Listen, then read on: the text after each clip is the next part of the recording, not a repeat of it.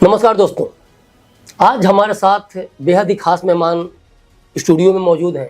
तो महावीर जी, आपका click India में बहुत बहुत स्वागत है।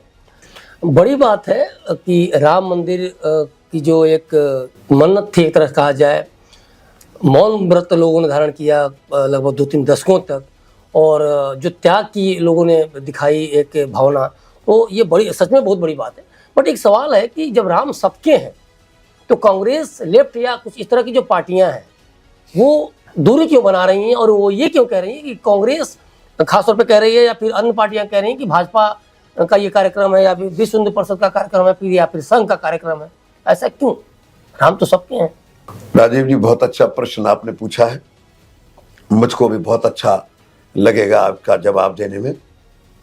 देखिए, देश का दुर्भाग्य रहा, लॉर्ड मैकाले ने 1835 में एक पत्र लिखा इंग्लैंड की सरकार को। मैंने भारत घूमा है, भारत देखा है, मुझे क्या लगा, अगर भारत पर लंबे समय राज करना है तो भारत प्रत्येक चीज में, शिक्षा में, इरिगेशन में और जुडिशरी में हमसे बहुत आगे है। उनकी सारी चीजों को नष्ट करना पड़ेगा।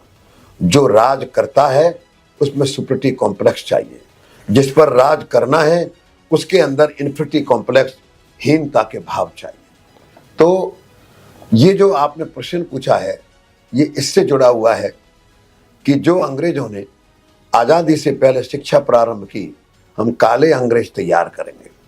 तो उनमें से जो लोग निकल करके आए, कुछ स्वार्थ कहिए, कुछ शिक्षा कहिए, और कुछ जो है एक वातावरण का प्रभाव कहिए। देखिए, आपको ध्यान में लाता हूं। देश को आजादी मिली, हमने अंग्रेजी राज के चिन्ह प्रतीक तो हटाए, पर उससे पहले जो इस्लाम के चिन्ह और प्रतीक थे वो हमने क्यों नहीं हटाए? 800 साल जिनके साथ हमारी लड़ाई चली, हमने वो चिन्ह प्रतीक नहीं उठाए।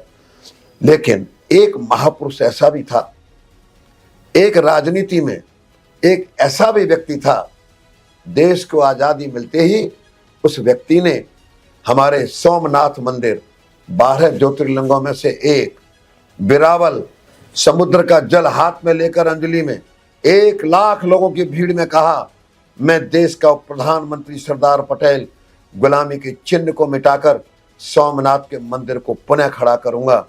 ढांचा खड़ा हुआ है, देखकर दुख होता है। वहां पर गधे घास चरते हैं, जहां करोड़ों लोग दर्शन करने और अपना मस्तक झुकाने के लिए आते हैं। देखिए आप, वो देश के प्रधानमंत्री हैं। पंडित जवाहरलाल नेहरू देश के प्रधानमंत्री हैं। कैबिनेट के अंदर प्रस्ताव आया, पंडित जवाहरलाल नेहरू ने विरोध किया, ये हम कैसे कर सकते हैं? नहीं, हम सोमनाथ के मंदिर आप नहीं बना सकते, आप डिप्टी प्राइम मिनिस्टर हैं, आप सरकार के अंग हैं। उन्होंने कहा, इसका सवाल हमारी संस्कृति से है, हमारी सभ्यता से, हमारी परंपरा से है, हमारे गौरव से है, हमारे सम्मान से है। उन्होंने मंदिर नहीं तोड़ा था, उन्होंने हमारा सम्मान और इज्जत मिट्टी में मिलाया था, और अब हम आजाद हैं, इसको बनाने का काम हमको करना ही पड़ेगा। और कैबिनेट से प्रस्ताव पास करा करके देखिए आप, सरदार पटेल ने मंदिर का निर्माण कराया। नेहरू जी ने आखिर तक विरोध किया, डॉक्टर राजेंद्र प्रसाद जी ने इसका एक प्रकार से शिलान्यास करना था। इसके अंदर भगवान सोमनाथ का जो कार्यक्रम था उसका उद्घाटन उन्होंने करना था। फिर नेहरू जी ने डॉक्टर राजेंद्र प्रसाद जी को कहा, आप देश के राष्ट्रपति हैं, सेकुलर हैं, आप जाकर उद्घाटन नहीं कर सकते। उन्होंने कहा, मैं हिंदू भी हूं, राष्ट्रपति भी हूं, हमारी अपनी एक सभ्यता, एक संस्कृति है। सोमनाथ का मंदिर क्यों बना, क्यों टूटा, विचार करिए, मैं जाऊंगा, और आपको अगर कष्ट होता है ये लीजिए, मैं राष्ट्रपति पद से इस्तीफा दे देता हूं, त्याग पत्र दे देता हूं। सरदार पटेल ने अड़ करके बनाया, डॉक्टर राजेंद्र प्रसाद ने इस्तीफे तक के लिए कह दिया, ये डांटो पर जाऊंगा जरूर। तो आप अंदाजा लगाइए, ये कांग्रेस जो आज विरोध कर रही है, ये कम्युनिस्ट जो आज विरोध कर रहे हैं, इनका जो विरोध है वो इस बात पर आधारित है कि हमारा एक वोट बैंक है मुस्लिम का, वो हमारा खराब हो जाएगा।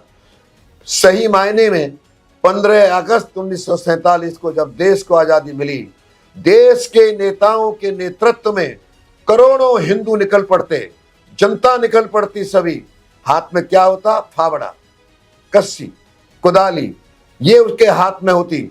गुलामी के चिन्हों को मिटा करके सोमनाथ के मंदिर की तरह निर्माण प्रारंभ कर देते।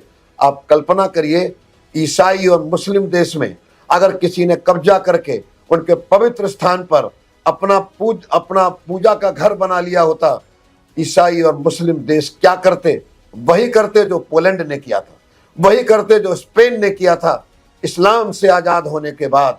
तो आपने जो बात पूछी, मैं इतना कहूंगा, ये जो आज विरोध है, इसके पीछे एक हमारी शिक्षा का प्रभाव है और एक आज का जो मुस्लिम वोट बैंक है, ये हमारा नाक खिसक जाए, एक ये भी उनके मन के अंदर है। अगर आज ये कह दिया जाए मुस्लिम का वोट बैंक नहीं होगा, तो आप देखना, ये सब जो आज इतनी बड़ी बड़ी बातें बोल रहे हैं और मंदिर में उस दिन कार्यक्रम में जाने का विरोध कर रहे हैं, ये हमसे भी पहले मंदिर के अंदर घुस जाएंगे और कार्यक्रम के अंदर बैठे होंगे। ये इनकी स्थिति है। तो ये विरोध पॉलिटिकल है, तुष्टीकरण के लिए है, शिक्षा के अभाव के कारण है, और ये काम नेहरू जी ने भी किया। और एक घटना देखिए आप, अब्दुल बख्श को 23 दिसंबर 1949 रात को प्रकाश दिखाई दिया। बालक दिखाई दिया 4-5 साल का, बहुत सुंदर, घुंघराले वाले बाल। उसको होश भी नहीं रहा क्या हुआ। जब होश आया तो देखा हजारों हिंदू पूजा पाठ कर रहे हैं, भगवान राम का प्राकट्य हो गया। समाचार बाहर फैला, पुलिस प्रशासन आया, पूजा पाठ हो रहा था, हिम्मत नहीं किसी की जो उठा जाए। तो संदेश सरकार के पास गया, सरकार ने कोशिश की, एक मुस्लिम डेपुटेशन पंडित जवाहरलाल नेहरू के पास गया। उन्होंने गोविंद बल्लभ पंत जो उस समय के मुख्यमंत्री थे, उनको संदेश भेजा, मूर्ति को हर हालत में पुलिस प्रशासन का सहयोग लेकर हटा दिया जाए। तो अब्दुल बख्श ने भी, जो के नायर थे उस समय के जिलाधीश, गुरदत्त सिंह थे एसडीएम, उनके सामने वही कहा जो उसने देखा। सरकार ने दबाव बनाया के नायर पर, गुरदत्त सिंह पर, कि आप मूर्ति हटाइए, हम आपके साथ खड़े हैं। उन्होंने कहा आप गैर कानूनी, अनैतिक, गलत बात बोल रहे हैं, किसी कीमत पर मूर्ति नहीं हटाएंगे, डांटो हमारे रिजाइन। दोनों ने जिलाधीश से एसडीएम के पद से त्याग पत्र दे दिया। जनता ने कितना प्यार दिया उनको।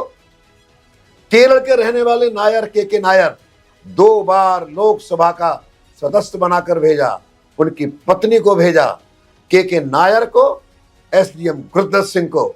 अयोध्या के चारों ओर के हिंदू जनता ने, जनमानस ने नेहरू जी की नीतियों का विरोध जिन्होंने डट करके किया, कंधे पर उठा लिया, स्वागत किया, चुनाव जिता दिया, इतना प्यार दिया, उनको भी लगा हाँ हमने भी कोई अच्छा काम किया है। तो ये इनकी जन्मपत्री में है, विरोध और सेकुलर की नीति। और आज भी वही नीति है, कल भी वही नीति है, आगे भी वही नीति रहेगी।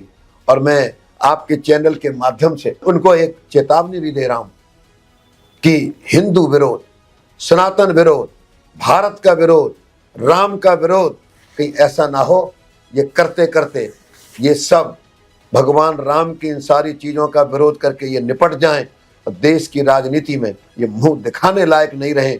इनको सावधान रहना चाहिए। आज हिंदू समाज उठ रहा है, करवट लेकर के खड़ा हो रहा है। राम का विरोध राष्ट्र का विरोध है, राम का विरोध भारत का विरोध है, इतना कहना चाहूँगा।